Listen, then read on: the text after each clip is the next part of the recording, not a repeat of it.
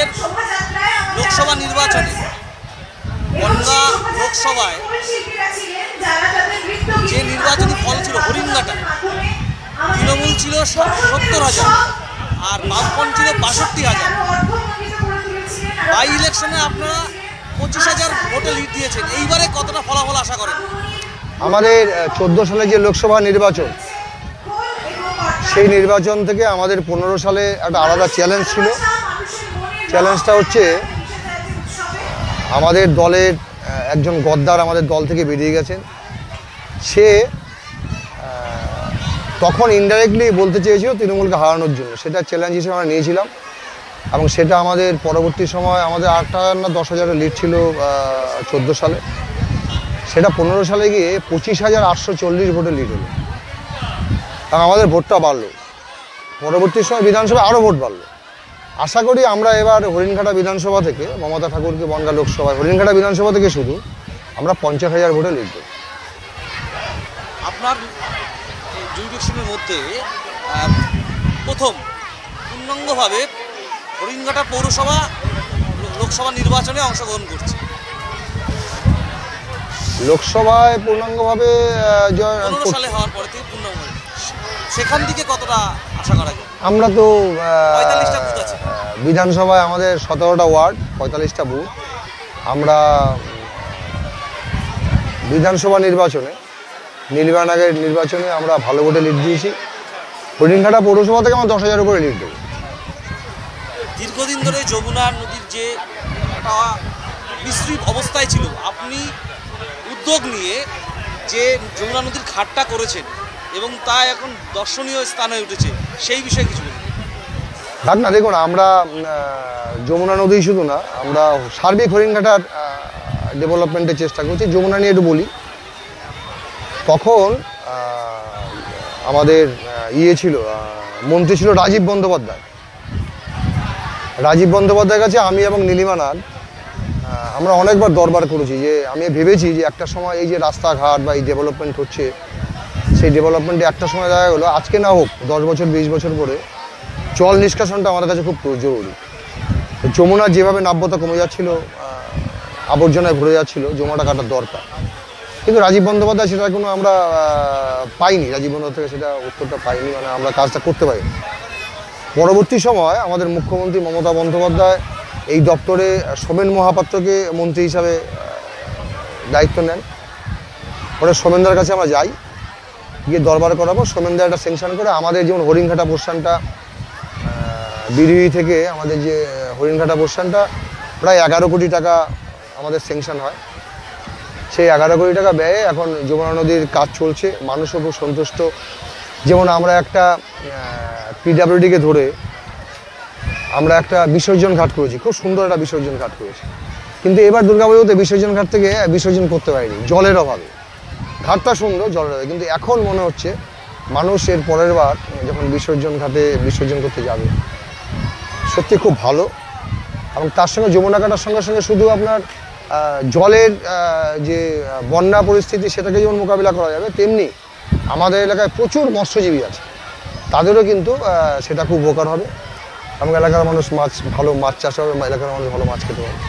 নদী আপনি দায়িত্ব নেওয়ার পরে নদীয়া জেলায় রাস্তাঘাট বিশেষ করে একদম ঝকঝকে চকচকে, এর সঙ্গে কি কোনো গাঢ় রহস্য কি আছে? না, দেখুন, একটা কথা বলি, আমি পূর্তের দায়িত্ব নিয়েছি 1 বছর হয়নি এখনো। কিন্তু আমার একটা স্বভাব হচ্ছে, আমি যেটা কারোর যদি কোনো কাজের জন্য যেখানেই লেগে থাকি, সেটা আমি আনবই। আমার এরকম একটা প্রতিজ্ঞা আছে। এখনও তেমন সাকসেস হতে পারিনি, তার আগে থেকে আমি চেষ্টা করেছি। আমি আপনাকে আজকে বলছি, আমার অলরেডি স্যাংশন হয়ে গেছে ইলেকশনের পরপরই নদিয়া জেলায় 126 কোটি টাকার রাস্তা অলরেডি আমার রেডি হয়ে আছে। 126 কোটি টাকার টেন্ডার আমার ইলেকশনের জন্য এমসিসিতে আটকে যাবে, পরপরই শুরু হবে।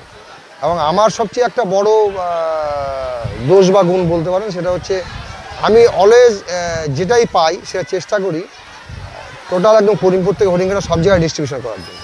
মানে আমি দায়িত্বে আছি বলে হরিণঘাটায় বেশি হবে, অন্য জায়গায় কম হবে না। হরিণঘাটায় যা হবে করিমপুরেও তা হবে, হরিণঘাটায় যা হবে কালীগঞ্জেও তা হবে। এটা রহস্যটা কিছুই না। আমি যে আধিকারিক বা মন্ত্রী পিছনে লেগে থাকি, সেটা শেষ পর্যন্ত না করা পর্যন্ত ছাই না, এটাই আমার একটা স্বভাব বলতে পারেন। কিছুক্ষণ পরে আপনাদের এখানে খোল করতাল দেওয়া হবে, সেটা কি ইলেকশনের বিধিনিষেধের মধ্যে কোনো রকম কিছু করছে না? না না না। আপনাদের একটা কথা বলি, ধরুন আগমনী একটা অরাজনৈতিক সংগঠন, একটা সমাজসেবামূলক সংস্থা, এবং এটাতে আমি সভাপতি। আমি এই নির্বাচনে প্রার্থীও না, আমি এই নির্বাচনে ইলেকশন এজেন্টও না। আমি একটা দলকে বিশ্বাস করি, একটা দলকে ভালোবাসি, একটা দলকে সমর্থন করি, একটা দলের কর্মী। কিন্তু শুধু কেন এটা কেন, আমরা প্রাইজ ডিস্ট্রিবিউশন করব। তারপরে এই কলকাতাটা কিন্তু অন্য কোনো এখানে ইস্যু না, এটার সঙ্গে অন্য সম্পর্ক আপনারা খুঁজবেন না। এটা হচ্ছে আমরা যেদিন প্রথম দিন আমরা পরীক্ষার জন্য দোল উৎসবে এটা করতে পারিনি, আমরা পরশুদিন এটার উদ্বোধন করেছি। সেই উদ্বোধনে আমাদের মধ্যে প্রচুর বৈষ্ণব ধর্মের মানুষ আমাদের মধ্যে উপস্থিত ছিল। আমরা একটা সম্প্রীতির বার্তা দিতে চাইছি, তো তারা আমার কাছে একটা দাবি করেছিল যে তারা বিভিন্নভাবে এখানে অংশগ্রহণ করে, তাদেরই উৎসাহিত করার জন্য, এবং এটাও আমরা একটা সংস্কৃতির অঙ্গ বলে মনে করি, তাদের উৎসাহিত করার জন্য আমি নগরখা উচ্চ বিদ্যালয়ের প্রধান শিক্ষক মহাশয়ের পাশে আছেন, ওনাকে আমি রিকোয়েস্ট করেছিলাম যে আপনি যদি এই 10টা খোল এবং 10 জোড়া করতালে যদি আপনি একটু স্কুল থেকে শিক্ষকরা যদি সহযোগিতা করতে পারেন তাহলে ভালো হয়। আমরা এভাবে সহযোগিতা করে নিই, এবং উনি রাজি হয়েছে, এবং উনি আমাদের এই খোল করতালের সবটাই উনি ব্যবস্থা করে দিয়েছে ওনার শিক্ষকদের মাধ্যমে। এর সঙ্গে নির্বাচনী বিধির কোনো সম্পর্ক নেই। মানে নদিয়া জেলা অনুব্রত সংস্কৃতি একটা, বিশ্বাস করুন আমি ব্যক্তিগতভাবে, সে কি রাজনীতি বলুন সংস্কৃতি বলুন, আমি কখনোই দাঙ্গা বা ধরুন প্রতিহিংসামূলক রাজনীতি বা এটা আমি পছন্দ করি। আমি ভালোবাসার মাধ্যমে মানুষের ভালোবাসা এবং উন্নয়নের মাধ্যমেই মানুষের মন জয় করতে চাই, তার সঙ্গে এটা কোনো সম্পর্ক নেই, বা এটার মধ্যে রাজনৈতিক কোনো রহস্যও নেই। এটা একদম একটা সংস্কৃতি মনস্ক কিছু মানুষকে উৎসাহিত করার জন্য দেওয়া হচ্ছে। হরিণঘাটায় বিজেপির কিন্তু প্রভাব বাড়ছে, যারা সিপিএম ছিল তারা কিন্তু আবার বিজেপির দিকে বেশি ঝুঁকছে। এই জায়গায় আপনি, এবং তা সত্ত্বেও আপনি হরিণঘাটায় সাম্প্রদায়িক সম্প্রীতিটা বজায় রেখেছেন। বিজেপি আপনারা বলছেন, কিন্তু আমরা বিজেপি দেখতে পাচ্ছি না, রাস্তায় বেরোলে বিজেপি খুঁজেও পাচ্ছি না। এবং বিরোধী ভোটার যে তৃণমূল বিরোধী ভোটার যেটা ক্যারেক্টার, যেটা আমি বলছি সেটা হচ্ছে হরিণঘাটায় 15 বাই ইলেকশন, লাস্ট দুটো ইলেকশন যদি বলি, 15 বাই ইলেকশানে হরিণঘাটায় আমাদের সঙ্গে লড়াই হয়েছিল বিজেপি হরিণঘাটায়। আবার 16 বিধানসভাতে আমাদের সঙ্গে লড়াই হয়েছে সিপিএমের। একই ভোটারটা এদিকে যাচ্ছে একবার, এদিকে যাচ্ছে। কিন্তু আমাদের ভোট 2015 থেকে 16-তে প্রায় 15 থেকে 20,000 ভোট আমাদের বেরোছে।